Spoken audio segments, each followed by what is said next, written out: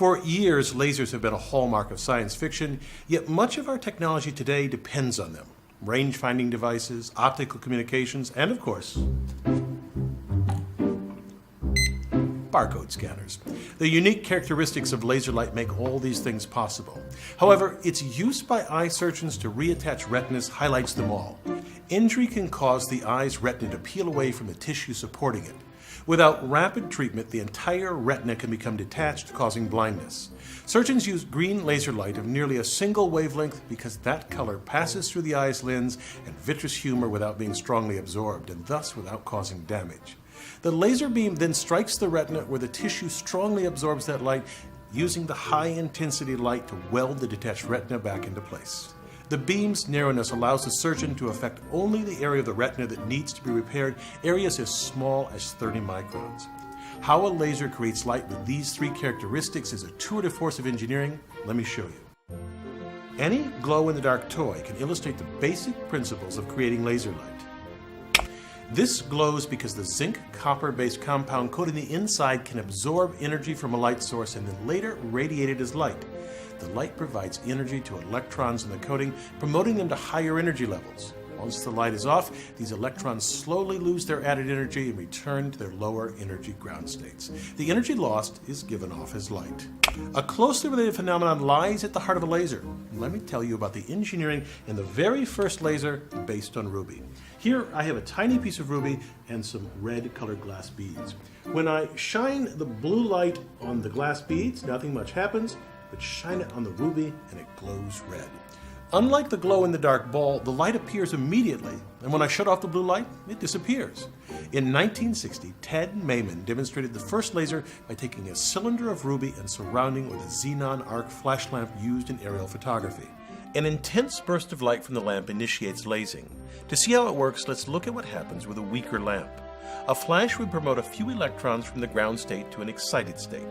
They'd lose a bit of energy, fall to a lower energy state without emitting light, and then drop from there to the ground state, giving off a burst of light.